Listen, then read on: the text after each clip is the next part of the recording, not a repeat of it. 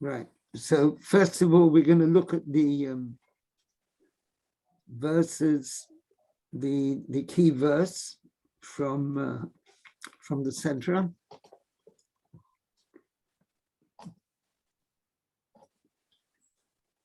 Right. So the whole. Hi, Jeremy. That's lovely. Hi, Tali. Yeah. Hi, lovely seeing you. Yeah. So the key verse from the Sedra, which basically is the whole focus of the discourse of the Maimon, is Ve'ele Toledot Yitzchak.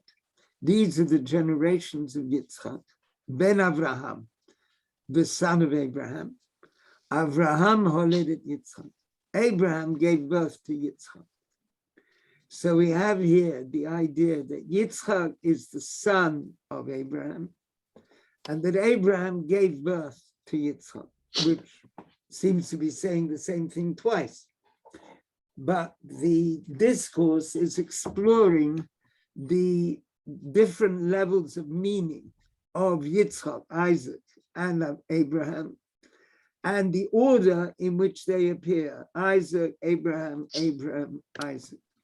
So that's really the theme of the discourse. So let's see if we can get a Maimonigon out of the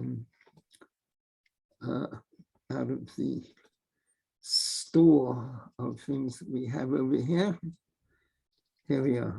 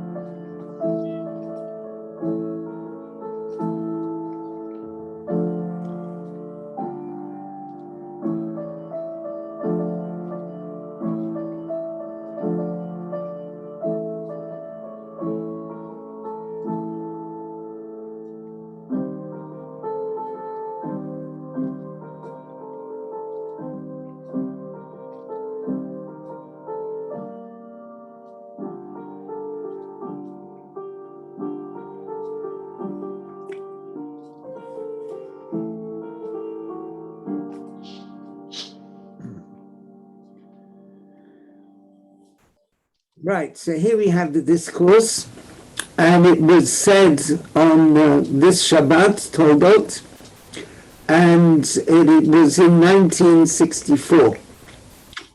I think Rabbi Lee might have been present at the saying of the discourse. Yes, he was. So here we have Ve'ele Toledot Yitzchak. These are the generations of Yitzchak, Ben Avraham, the son of Abraham. Avraham holedet Yitzchak. Abraham gave birth to Yitzchak.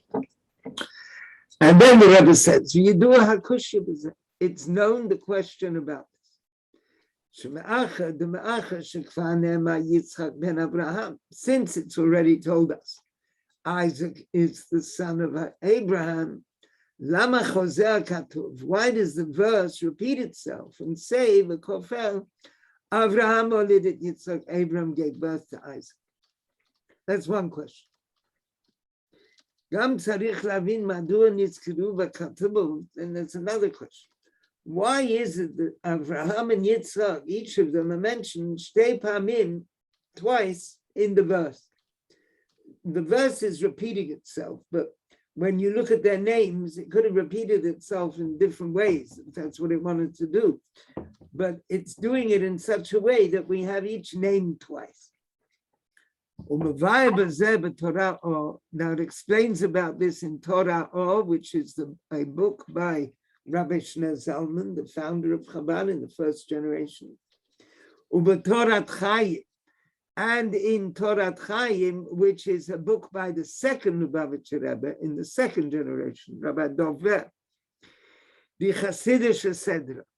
And the Rebbe is terming these books by Rabbi Shneor Zalman and his son, Rabbi Dovber, their Hasidic teachings about the Sedra of the week are the Hasidic Sedra. So there's the regular Sedra of the week, there's the portion of the week, which is written in the Torah, in the Bible, the 5 books of Moses. And then there's the Hasidic Sedra, which is the Hasidic philosophical discussions of the Sedra. So it explains that Avraham, that when it says Avraham, Abraham, Hu bechinat mayin dechurim. This is what's called the masculine flow. Itaruta de la'ela, the arousal from above. The Yitzchak and Isaac, on the other hand, Hu bechinat mayim nukfit, is the feminine flow. Itaruta de latata, the arousal from below. Now, these considering Judaism, life, spiritual existence, in terms of this arousal from above and arousal from below, as far as I understand, is something that begins in the Holy Zohar. It's not something mentioned in the Talmud, as far as I know. It's a Zohar explanation, which in Hasidic thought is explored very, very extensively. And it has to do with the way, on the one hand, people interact with each other, husband and wife interact with each other, the way the individual interacts with the divine.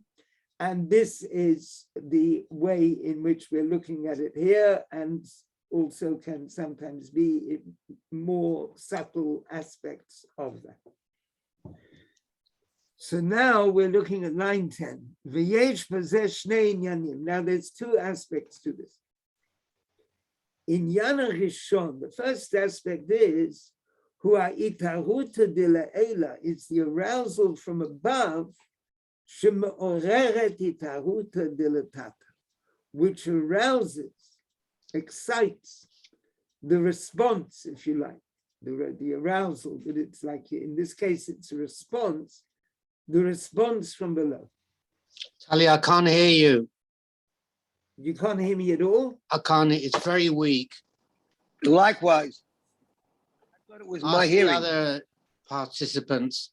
I'm just trying to see. 1 second. Can you hear me now? No, it's the same. No, I wonder why that is.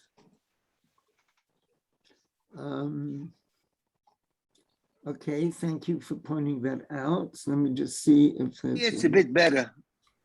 When you said, can you hear me now? Yeah. 1 second. What? Ah, Is that better? that was good. Yeah, solved it now. I don't know why. I didn't. Keep it like that. Is it like this good? Yes, much better. Funny. I don't know what the difference is. I'm sitting 2 inches closer. All right. So there are 2 aspects. It shows what a bit of closeness can achieve. Oh, good marshal. So the first idea is it's 9/11, that the itaruta de la ela, sorry, line 11,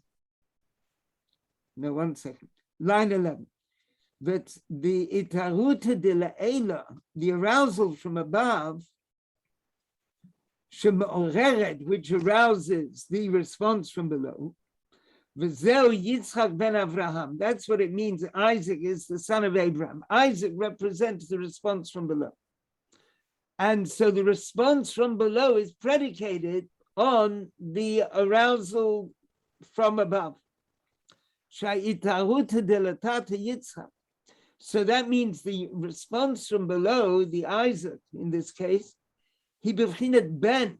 It's like the child. Isaac is the son of Abraham. It's the arousal from below is the child. It's the result of shenilkachat me tahuta de le'ela, which comes from the arousal from above Abraham. Let's just try to understand what this is saying. Let's imagine you have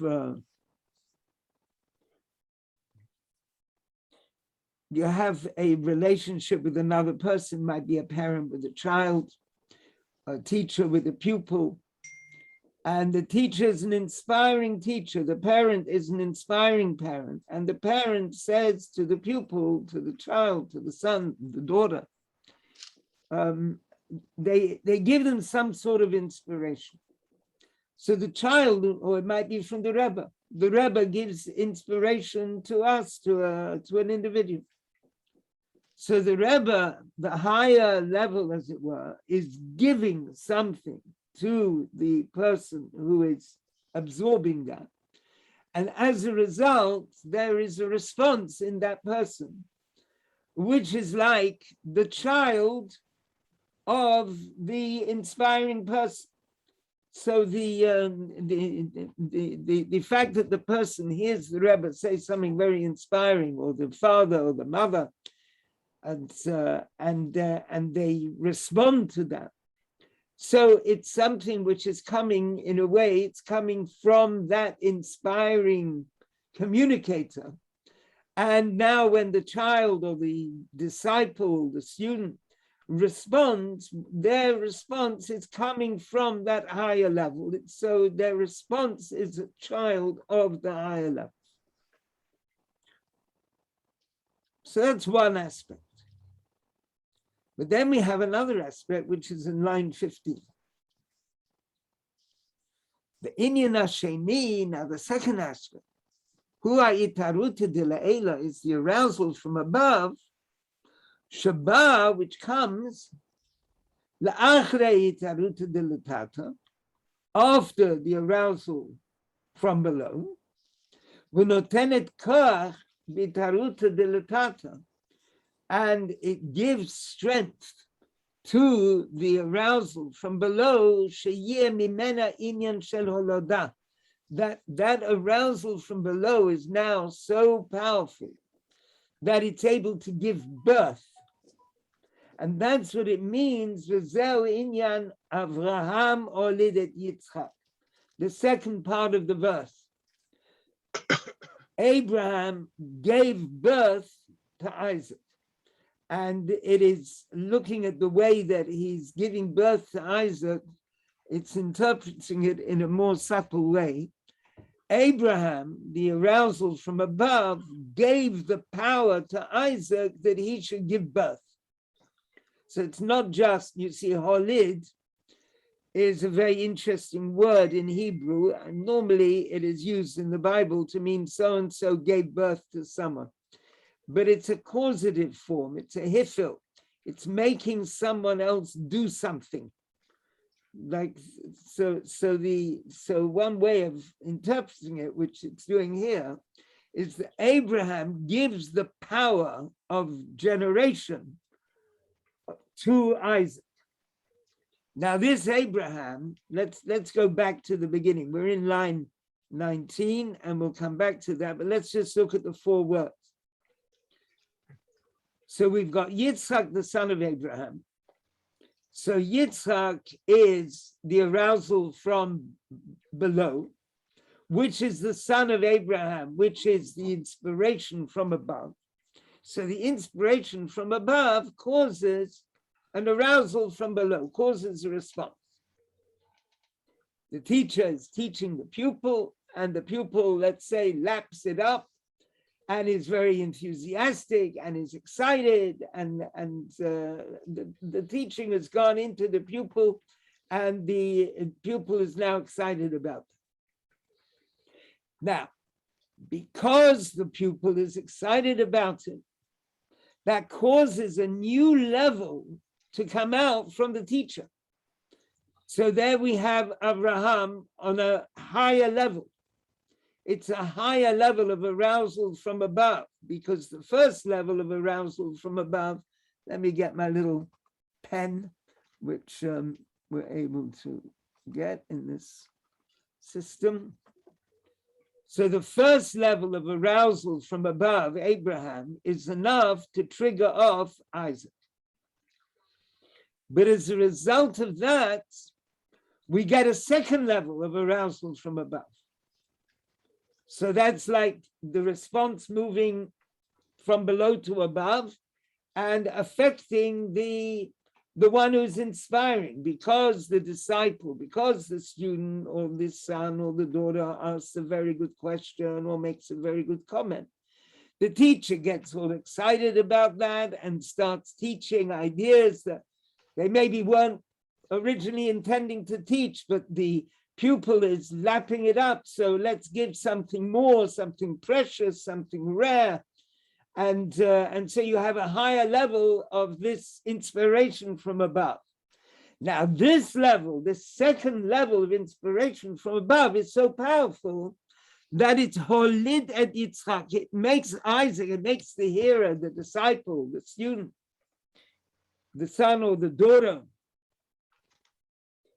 it makes them in such a way that they can now give birth. Not only are they inspired by the teacher, but they can even give birth.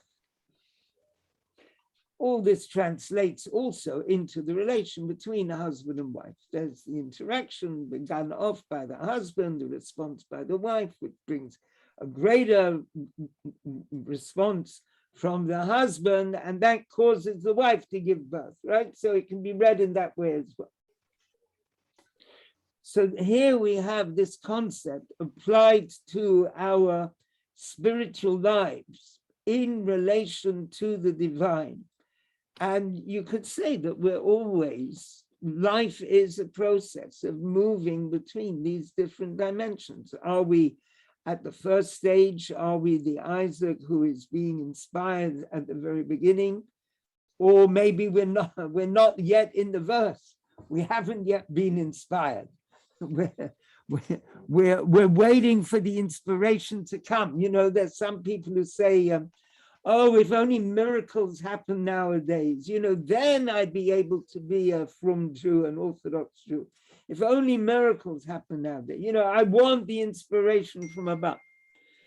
And another way of putting it is that we're getting the inspiration from above all the time. Open your eyes, see the sunrise in the morning, or the whatever is happening, the leaves on the trees. Now it's autumn.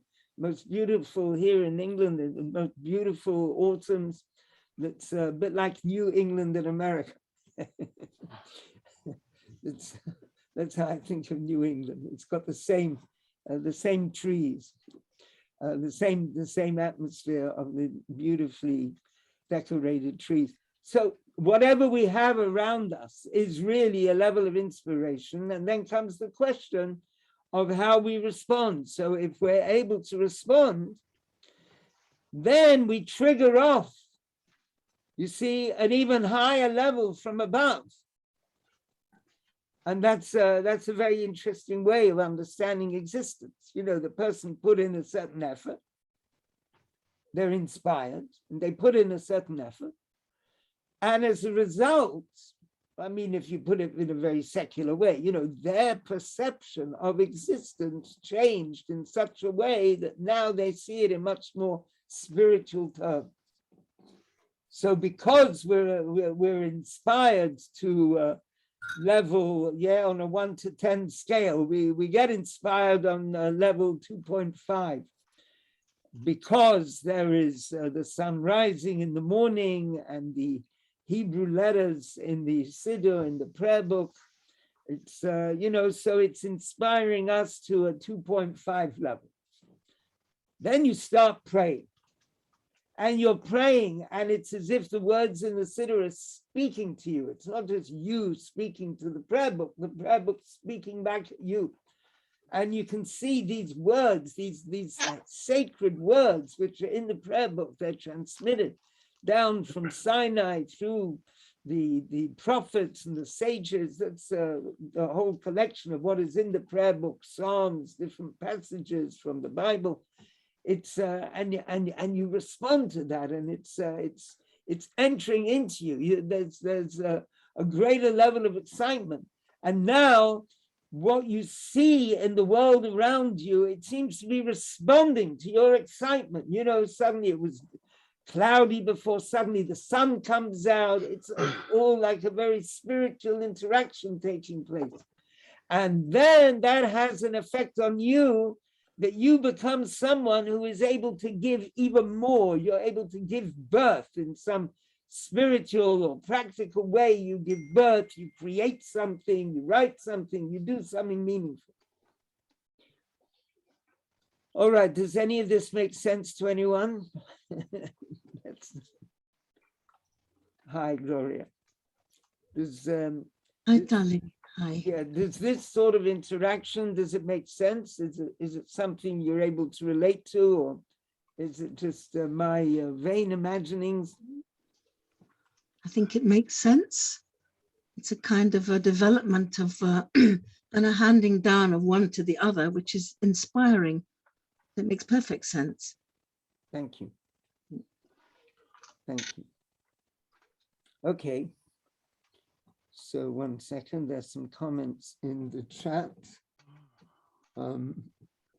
Okay, so some people were able to. Thank you for the information in the chat. But I hope you can hear now. All right, let's go back to the text.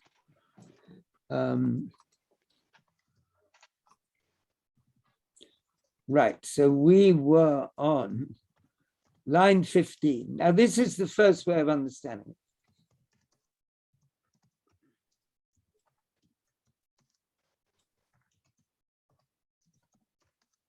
No, we finished with line. Now we're on line 90.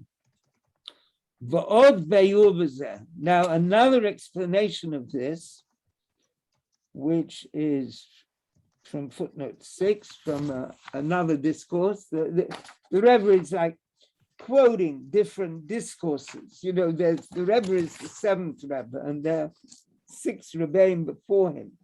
Apart from the whole Bible, the whole Mishnah, the whole Talmud, the whole Midrash, the whole Zohar, all the writings of Kabbala, and so on, and the Baal Shem Tov, and the Maggid of Mezerich, and all the other kinds of literature, all of which the Rebbe knew, and which informed the way he's teaching. But you then have the specific teachings of the 7 Chabad Rebbeim, from Rabbi Shneur Zalman to the Mittler Rebbe, Rabbi Dov Ber, and then the third one, the Tzemach Tzedek, Rabbi Nachum Mendel, around 1850, and so on.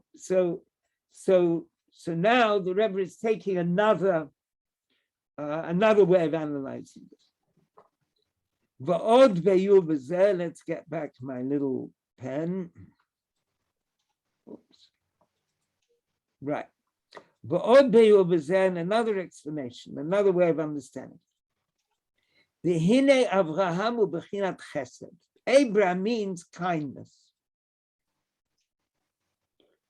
That's the quality of Abraham. This is like the list of the Sfirot, the divine emanations. So Abraham is the attribute kindness, and then Isaac is the attribute of severity, as we're going to see. But when we consider kindness, what is this kindness? Ba'avodat ha'adam, in the service of the individual. In the service of the individual, of course, just pure kindness is also something very important. But service of the individual means in our intimate individual relationship with the divine. You see, the thing about Judaism is that it has rules that we sort of carry out as a community. You know, there's Shabbat is the time you go to the synagogue, okay? Let's imagine, you know, everyone goes to the synagogue. Everyone is able to go to the synagogue. Sukkot is the time you make a sukkah. Hanukkah, you make a Hanukkah lamp.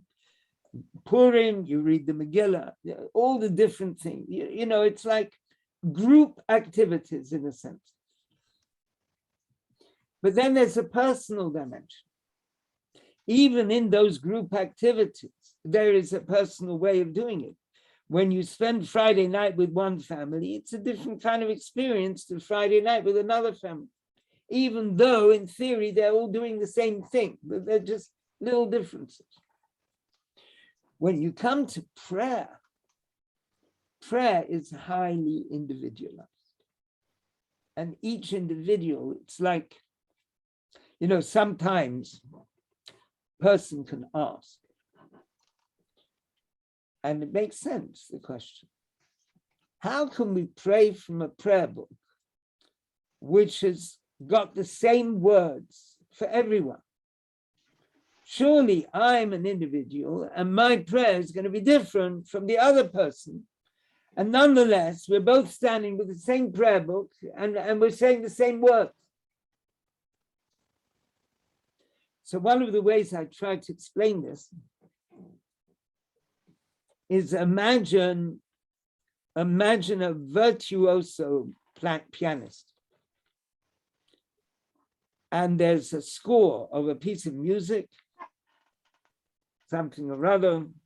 Imagine a piece of classical music, something by Bartok, let's imagine. So Mozart, one person plays it this way, and the other virtuoso pianist plays it slightly different. In fact, there are connoisseurs of music who can say immediately, oh, I know who's playing that, or I know who's playing that.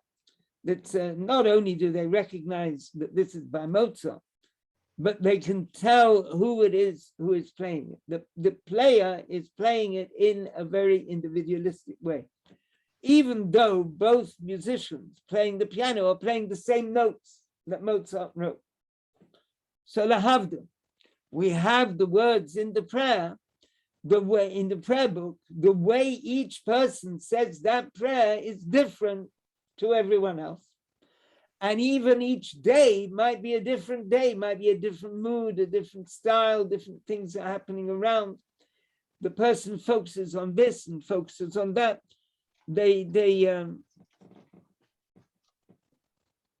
Just recently, my own process of prayer has been radically changed due to the lessons I have with one of the classes in the Lubavitch Senior Girls School. So in this Lubavitch school, the top class, sometimes lower as well, but the top class studies selections from the Talmud. And I have, thank God, I've got the role of giving that to them. So we study, we photocopy a bit of Talmud, and we, in the Ein Yaakov version, which has got like stories from the Talmud, and we explore that together. So we explored a beautiful piece of Talmud, which describes a very, very spiritual activity, in which one rabbi was telling the other about the most profound secrets of Torah, Maaseh Merkava, the work of the chariot, very, very profound aspect of Judaism. And the two rabbis in the Talmud are talking about, you know, will you teach me the work of the chariot? And the other one says to him, you know, I can't teach it to you unless you know it already. So the first one says, I do know a bit of it already. Can I tell you what I know?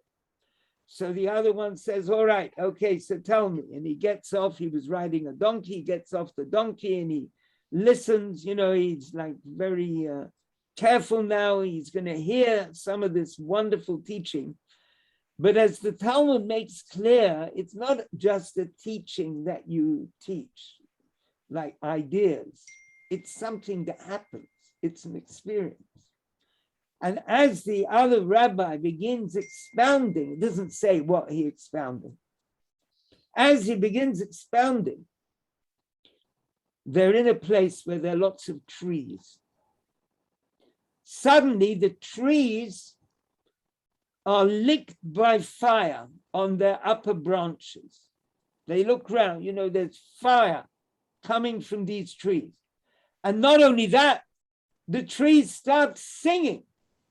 The trees are singing. And then the Talmud says, so, and what do the trees sing? What are the words that the trees are singing? And there are two opinions. And one opinion is from the section Hoidu Lashem, which we say at the beginning of the main part of the prayers. And then there's another opinion, which is like later on towards the end of the Psukei de Zimra, of the Psalms that we say every morning. So in other words, that whole section of Psalms can be seen as like the fiery singing of the trees. So if you appreciate that the Psalms that we say every morning, Psukei de Zimra, the singing of the trees, that gives a lot more inspiration in the way one is saying. Now coming back to the discourse here, so what one feels when one is excited is love of the divine. So there's chesed, which is kindness, uva avodat ha'adam, and in the service of the individual, the personal relationship that each one of us has with God, hu inyana ahava, it's love. But love is not enough. There has to be a deeper level as well, which is awe. Fear and awe. You could make it like a list: respect, fear, awe. V'Yitzchak, and Isaac represents severity, u'ba'avodat ha'adam, and in the service of the person, who inyan ha'yira. That is the fear or the awe. So there's love and awe. Those are two aspects of our relationship with the divine. And then there's a further point. Since the two aspects of love and of awe, in general, they're divided, to two levels. And we have this is a very popular idea, so to speak, in the Hasidic teachings. It's very often mentioned. Ahava zuta, the lower love, the small love, the Ahava Rabbah, the great love. Yira zuta, the smaller awe, the Yira ilah, and the exalted awe. That's why in the verse it says the name of Abraham twice. And the name Isaac is twice, because Abraham represents love and Isaac represents awe. And so since there are two kinds of love, the lower love and the higher love, and there are two kinds of awe, the lower awe and the higher awe, so their names appear twice. V'hinei, now behold, says the Rebbe, Sedra habodahi, who the order of service of God is, first of all, yira tata, first of all, the lower kind of awe, fear. We don't want to break the law because we are afraid of upsetting God. We don't want to do the wrong thing. Then comes Ahava Zuta. Then comes the lower love, a little love. Then comes a higher measure of love, Ahava Rabbah. And then we come to Yira Ila'ah, to the higher fear, the higher awe. Okay, let's just look at that. There's another phrase he says here, which itself could be the subject of a very deep discussion. V'chein hu seder arba otiyot shem havaya. Similarly, is the series of letters of the four names of the name Yud Kei Vav Kei, the Tetragrammaton, milamata l'mayla, from below to above. So there's Yud at the beginning. Now that's very interesting.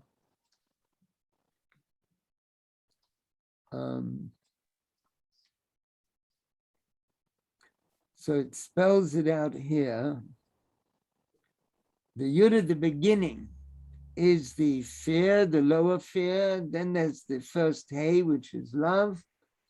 And then there's the vav, which is the higher love. And then there's the final hey, which is the upper or. Now, I seem to remember, we actually learned this discourse a few years ago. And when I discussed it, when I presented it in Lubavitch House, probably on a Shabbat afternoon, I think Dain Raskin queried this, this interpretation on the side, although it does say from below to above. Because normally we look at the yud of the divine name as being the highest letter, like it's as if the letters are going from above downwards, yud and then hey and then vav and then hey. All right, so that's an interesting point that I don't know the answer here. We'll maybe have a further discussion of it on Shabbat. And so also is the order in the service of prayer, about which it says, Sulam mutzav atza, the ladder is standing on the ground. And the top of the ladder reaches the heavens, that we're moving from below to above. First of all, there's the idea of the lower fear. And that lower fear, now this is a very significant statement. This lower fear has to be there before the prayer. See, a person, this discourse has, at this point, and I would say in general, it's a very profound statement of how a person might pray in a very meaningful and powerful way. So we've got the idea that there are these four levels. Let me just go back to the very beginning to just look at these again. You see, we've got Isaac, which is fear or awe. Then Abraham, which is the lower love. Then Abraham again, which is the higher love. And then the name Isaac, which is the supernal awe, the exalted awe. So we start off with the lower awe, and then Abraham love, and then a higher kind of love, and Abraham again, and then a higher kind of awe. The lower awe is the head. Sorry? The lower awe is the head. That's how I would understand it. That's what it says. That's what the Rebbe said. What it says on the side here does not contradict that. It just says that Yud is the Chilu, but it's Yeri Ilah.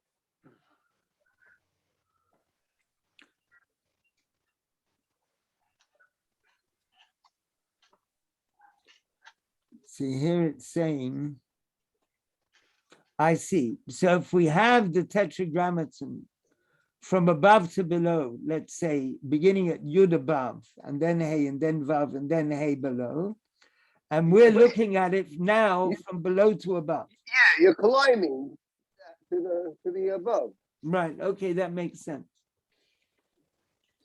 I'm not sure if the commentary on the sides understands it the same way.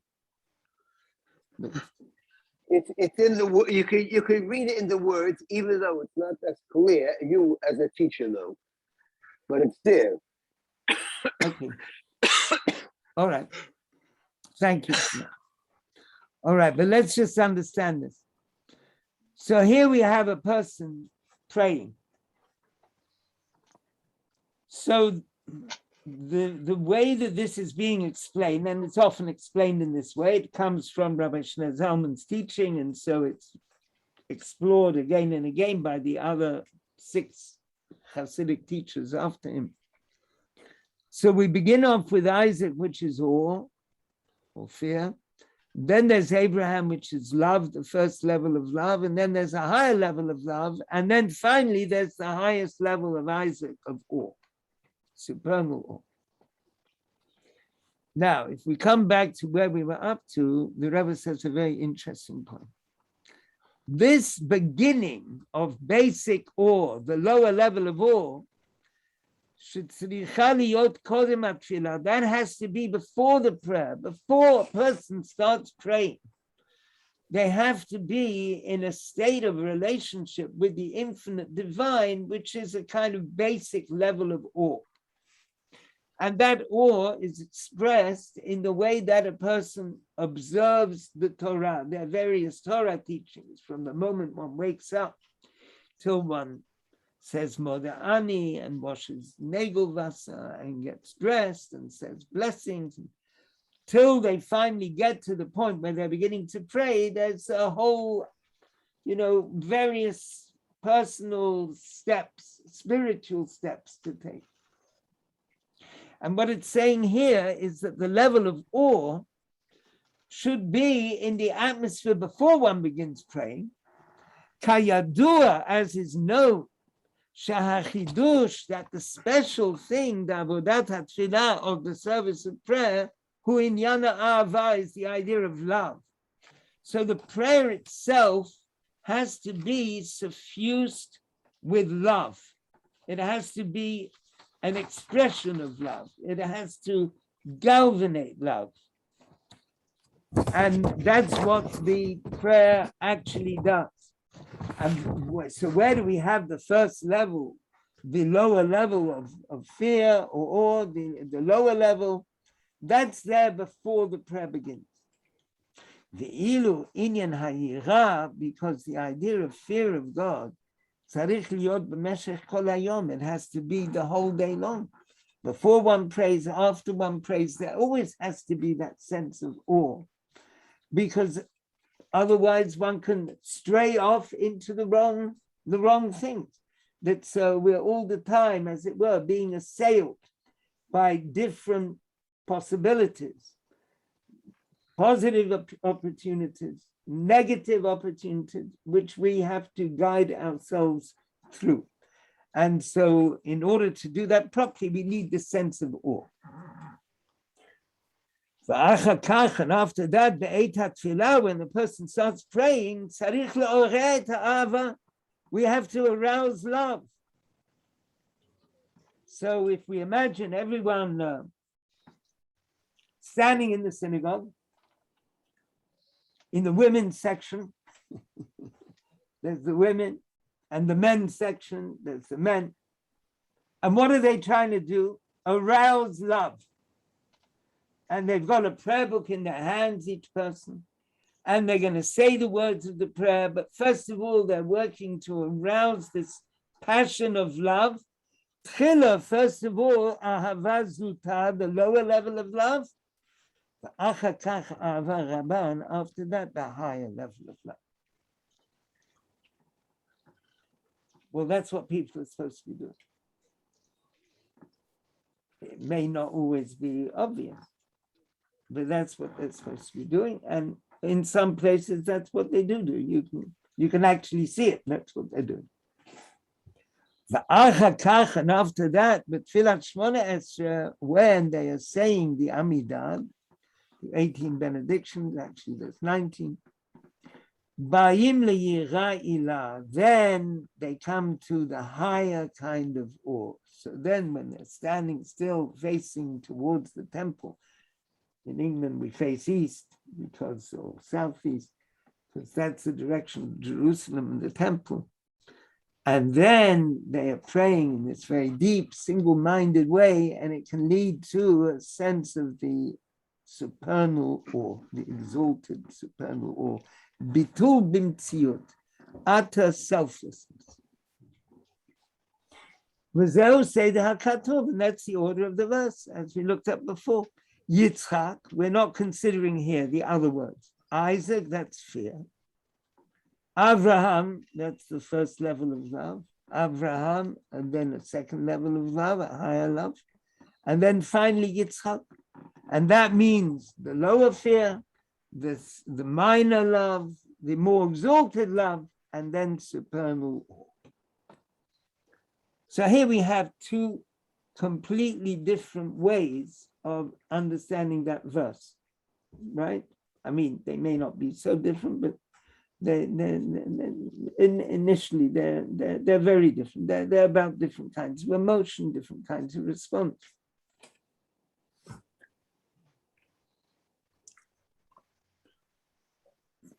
Now, okay, so let's just put that back into the process of prayer.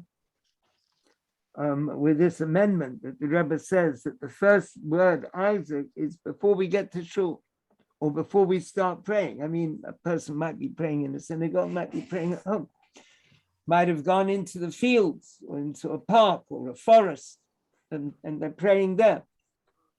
So the idea of this prayer, first of all, before the prayer, there is the sense of awe in relation to the divine, trying to behave in such a way that we are told to through the Torah, through the code of law. And then begins the process of prayer. And the process of prayer has different stages, and there's this feeling of love, like this sense that the flaming fire in the forests and the trees are singing in expression of the greatness of the divine. And that goes in step by step. It begins at the beginning of those verses in the prayer book. And that's the first level of love, the first level, the first name, Abraham. And then it goes to the higher level of Abraham.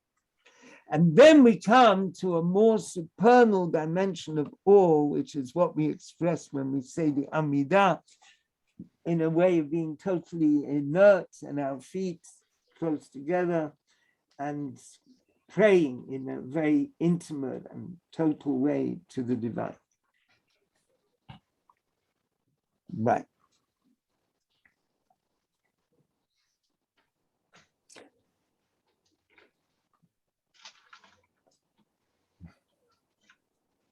Okay.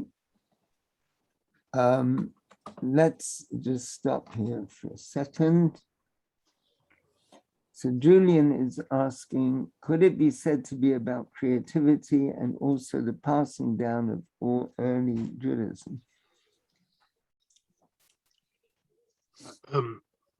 That was referring to the thing that earlier on, where the upper arousal to the lower arousal, from Abraham to Isaac. Right. Okay. Well, let's all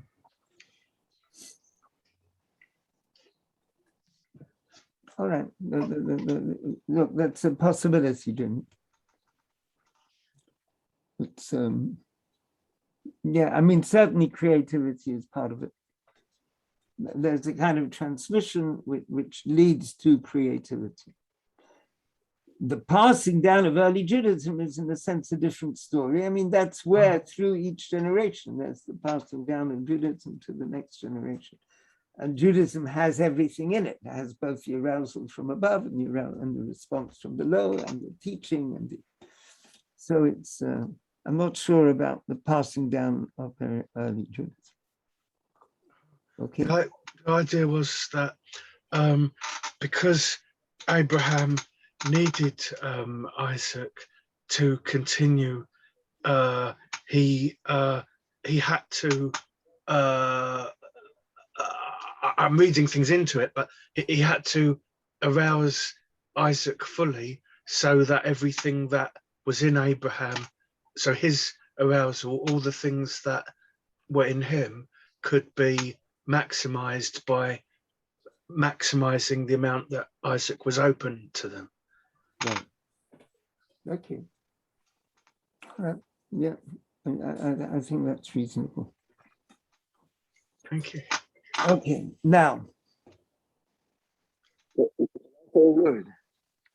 Sorry? I can't hear. Say a word. Yes. No, because and Isaac and Yaakov represent qualities which are handed down to all generations to this day, which each one of those three is present on a certain level in every single Jewish person. That's why we call them our ancestors. Abraham represented taking godliness and down into the world. He spread monotheism. He was hospitable to people who were very far from it all. And Isaac, as you say, in order to pass it down, it's not only that Isaac should continue the way of Abraham, but Isaac did something even more. He lifted up the ground to become more holy. That's a paradigm of digging wells. It's not digging the water there, it's revealing the water, elevating the thing that's there. And it's really this balance in the world, which is dealing with an imperfect world, which is what Avram is doing, and striving for a perfect world, which is Yitzchak is doing, and getting the correct balance. Interesting. Very profound. Powerful, very powerful, Rabbi Lou. Right. Thank you. Thank you, Rabbi Lou. All right, now we're looking at the Rebbe is looking at these two different types of explanations and comparing them with each other, or explaining something that we get from both of them together. Now, according to these two explanations, we see how Yitzchak is actually higher than Abraham. So there's a sense in which Yitzchak, which is awe, is higher than Abraham, which is love. I mean, if we begin with that way of looking at it, the final term is Isaac. The final goal is the supernal awe. And the two kinds of love, which are lower, come before that. So Isaac is higher. That's in terms of looking at it in terms of love and awe.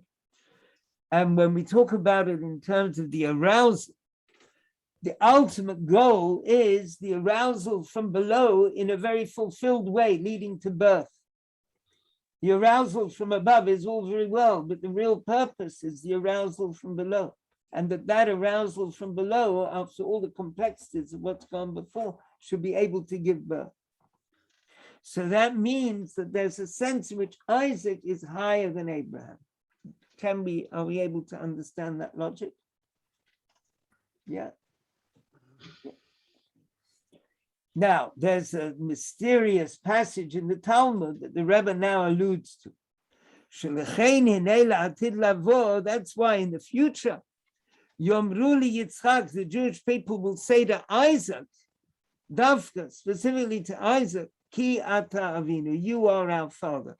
So we might have thought that we would relate in a higher way to Abraham. In fact, the deeper kind of relationship that we will have will be with Isaac.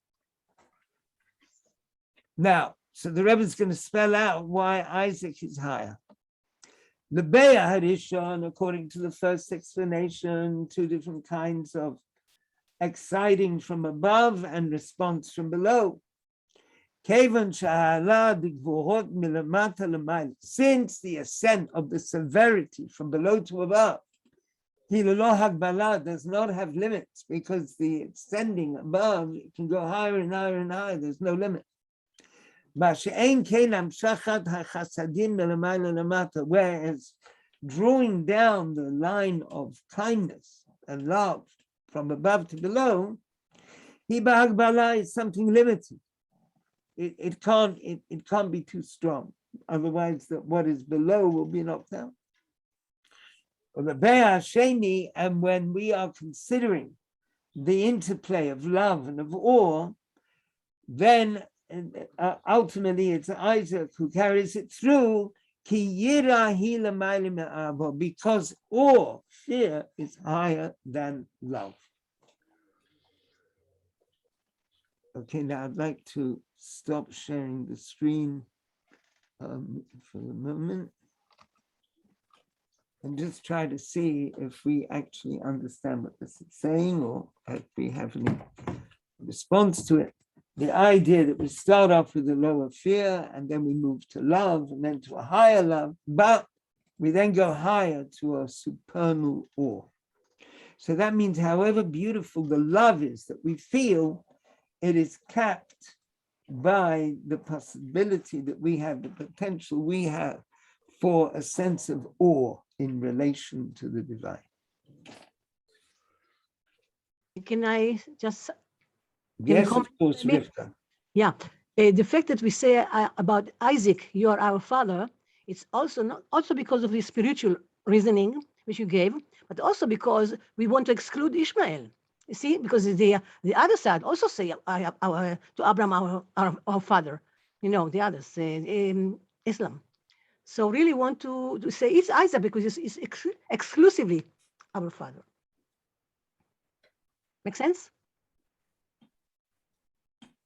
What So, do you think about it? let me just try to understand again. And when- Why is Isaac exclusively our father? Because he gave birth to the Jewish people, and Abraham, Because of, yeah, because and Abraham gave the birth to both, so you know the other. yeah, but Isaac also gave birth to Esau. So if they want also if they want to apply to him, they could do it, but they haven't done it. I don't know. It's a story in the Talmud that God said to Abraham and to Yitzchak and to Yaakov, your children have sinned. And Abraham and Yaakov say, if they sinned, you got to punish them. And Yitzchak said, what do you mean, my children? They're your children.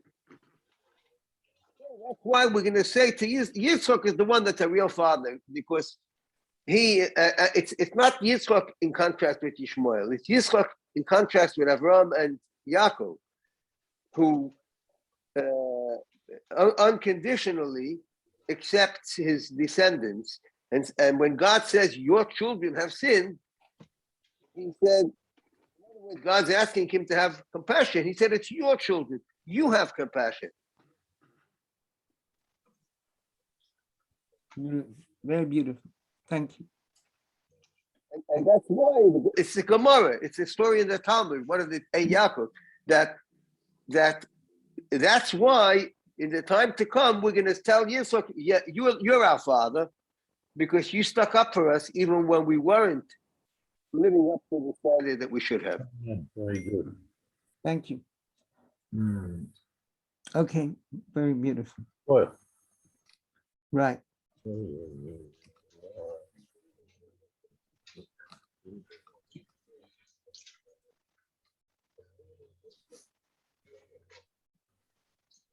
All right. I just want to recap because I believe that this is something very firm and solid that we can take away from this discourse. We've got the idea of the arousal from above and the arousal from below. That first of all, there's an arousal from above, typified by Abraham. There's the arousal from above, which gives birth, so to speak, to Isaac, the response from below. But then as a result of that response, we get to a higher level of arousal from above, a further level, and that makes our own response into something which has the power of generation. There's a beautiful concept in Chabad thought. I mean, it's very much about inspiration. Yes, it's about the inspiration of Judaism. But there's a beautiful concept that you have not succeeded in inspiring another person fully until you have transformed them to such an extent that they are then able to inspire others. You have to make the other person not just into a recipient of your wisdom.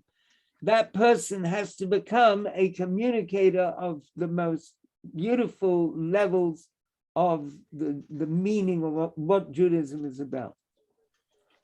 And that's really the attempts. I mean, there's just been the last few days, the Shluchim conference in America.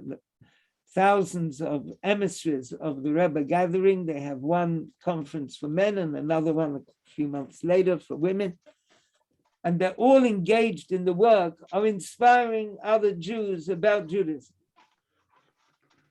But the work is not half completed with any individual until that individual becomes themselves an inspiring figure in their own right. Everyone has to be empowered and to be able to bring something of their own to this rich task that we have before us. And so here we have these, so that's the first explanation. And that can be seen as, a public dimension of our lives. The discourse doesn't talk about this feature, but this can be understood as the public dimension of our lives, relating to other people,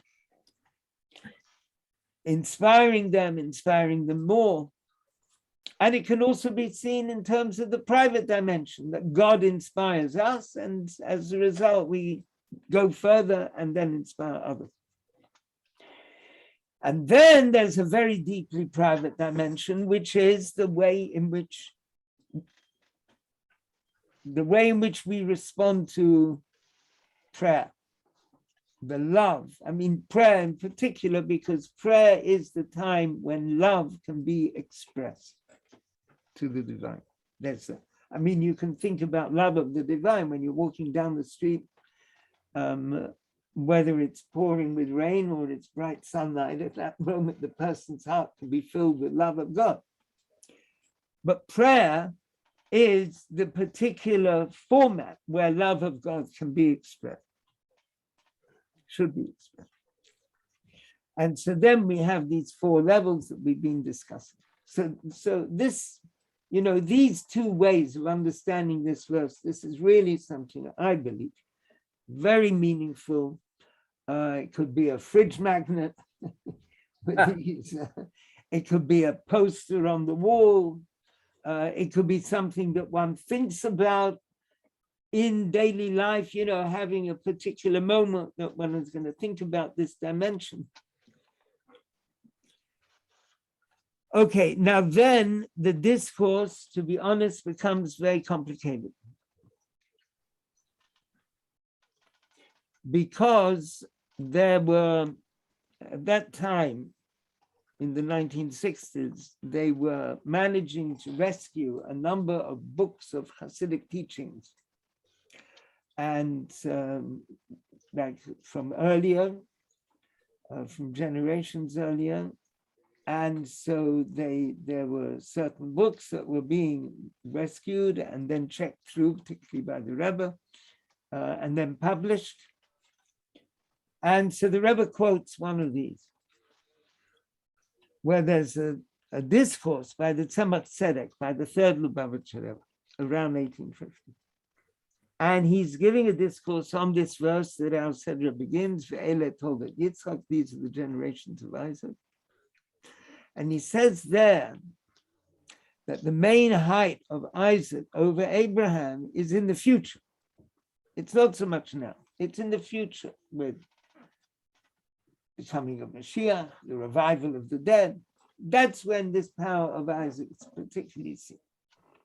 Oh, now that means that while even now there is the power of severity over love,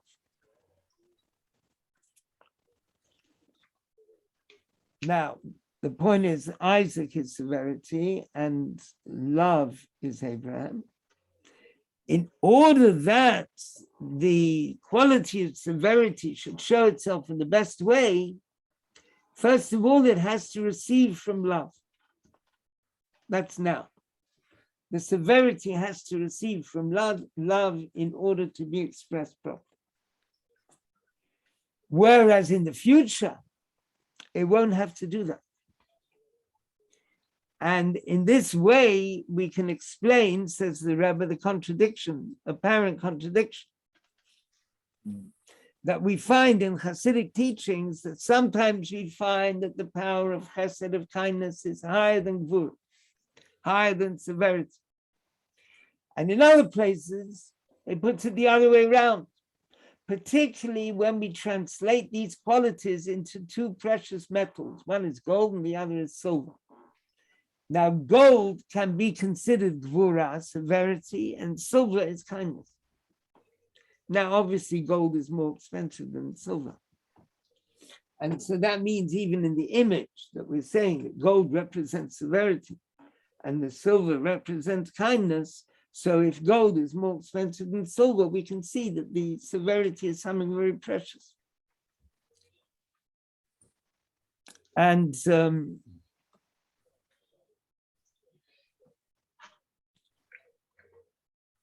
there's a certain ambiguity. Which one is more important, the love or the awe? And they're both important.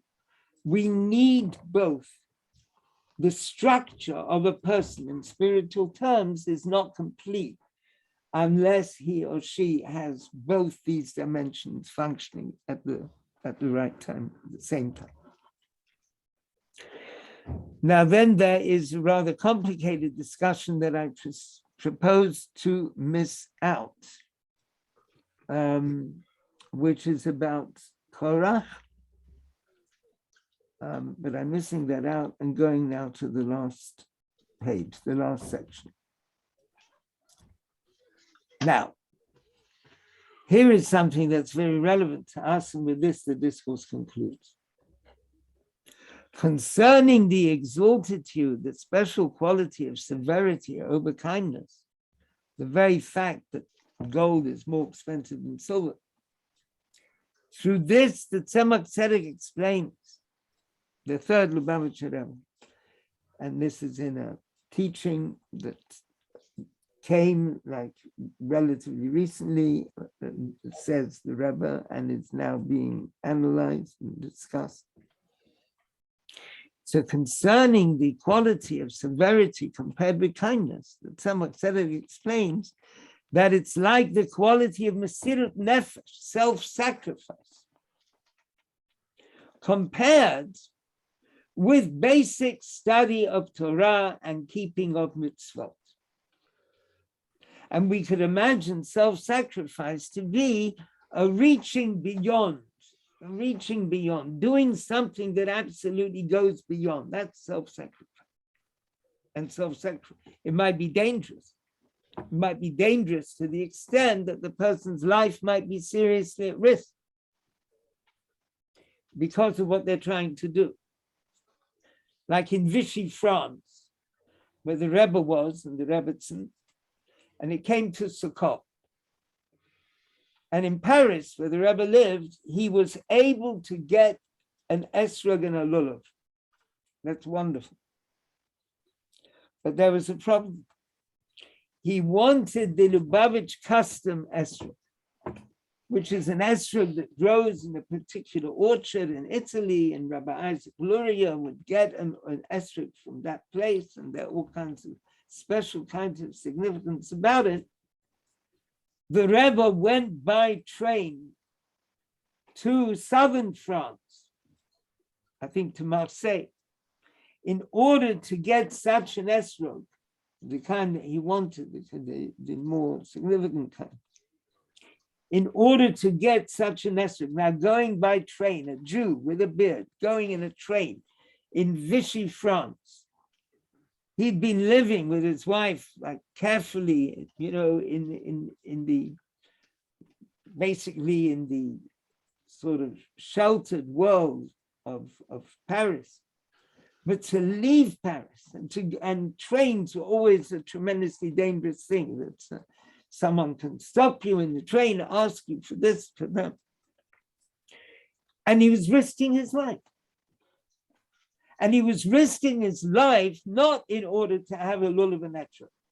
That would be a wonderful, very understandable thing, but he already had a lulav and etrog.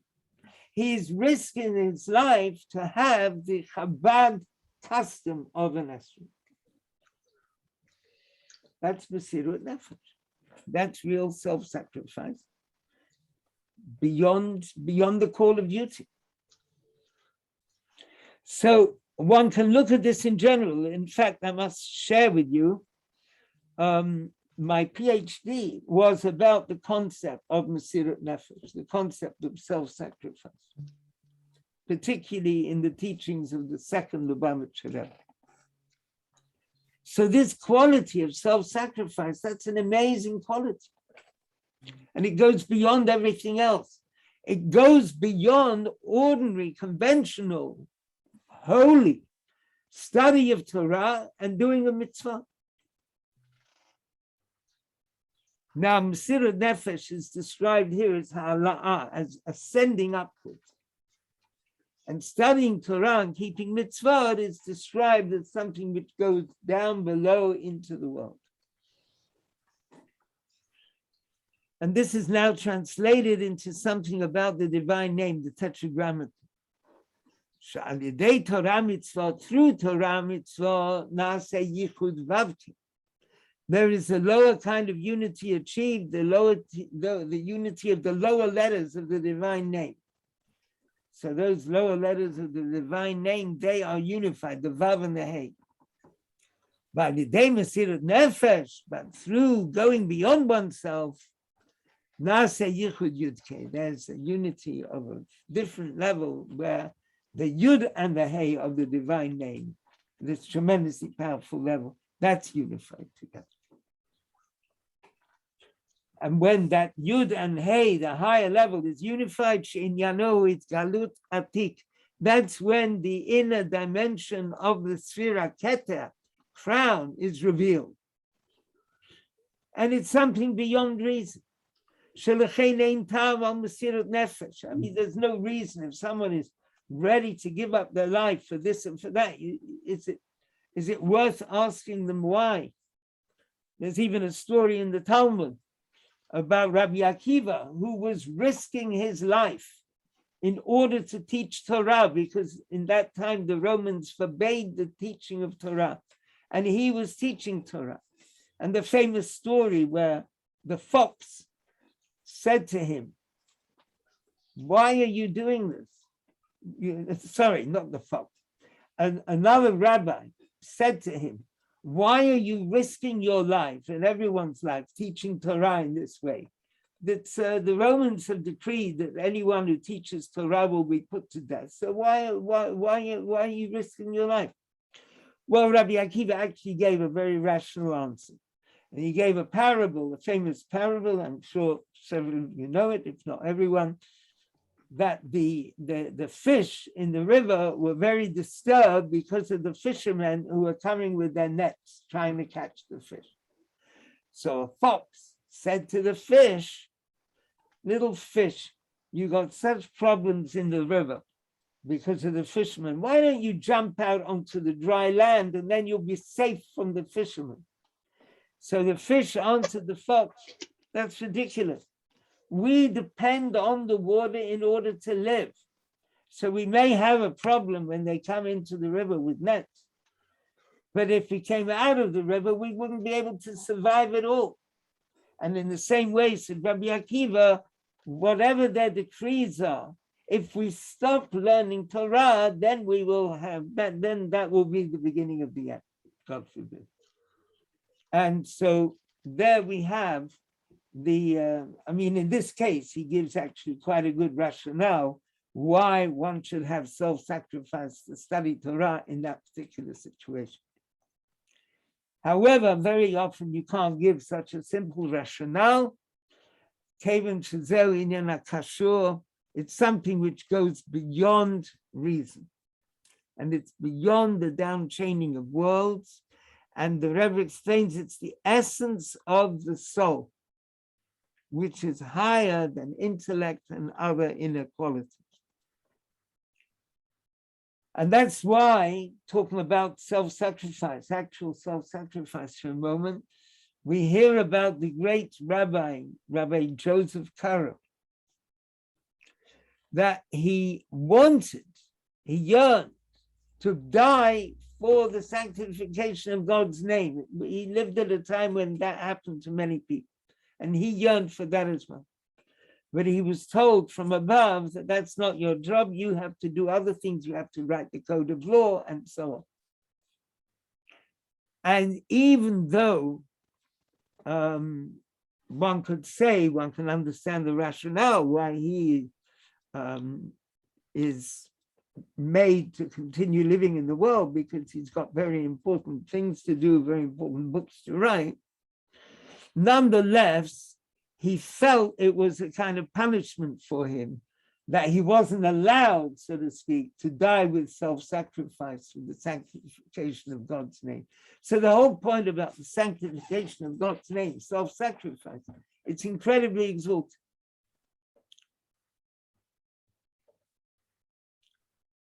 Now, so that sense of self-sacrifice, which reaches beyond, that's like the quality of gvura, the quality of severity, which is very high. And higher than kindness. Kindness flows down, whereas severity and is limited, whereas severity flows up and is unlimited.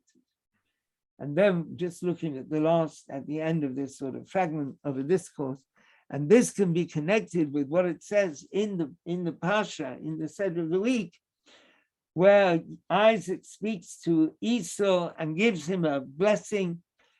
He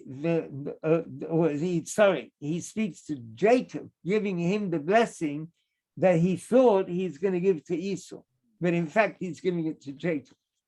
And what does it say? V'yiten l'chai Elokim, the divine name Elokim, which means the attribute of severity, should give you all kinds of blessings. So it's the name Elokim, which is severity, that is the greatest source of blessing. Because it's when there's severity, through the power of severity, nimshak tofeset or, is that act tosefet or, is that extra light shines, as was explained earlier. And we haven't got the way this discourse actually finished off, but it's there we have this idea of a tremendous flow which comes from the quality of severity. So the last part of this discourse is quite mysterious, and it's very intense.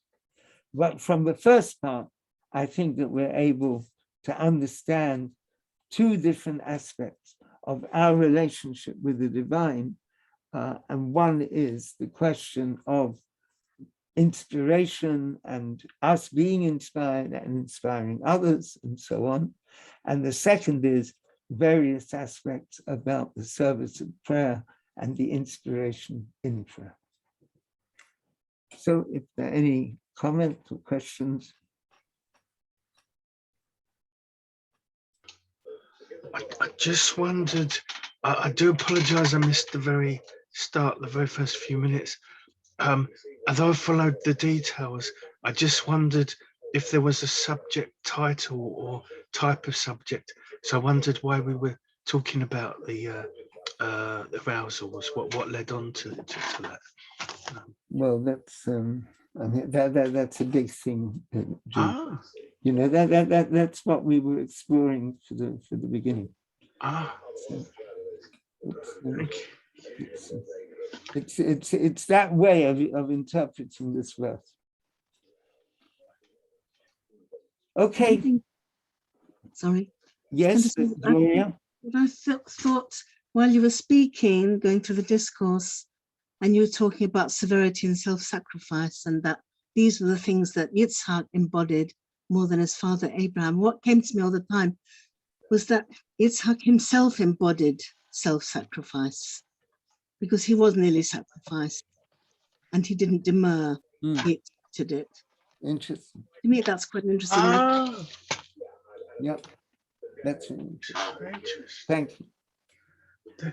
And another point is, when you said, and Rabbi Lou said as well, that the hay was the ore, Abraham was given a hay in his name, so it seems strange that he would have the letter of severity as an extra letter rather than the letter of love.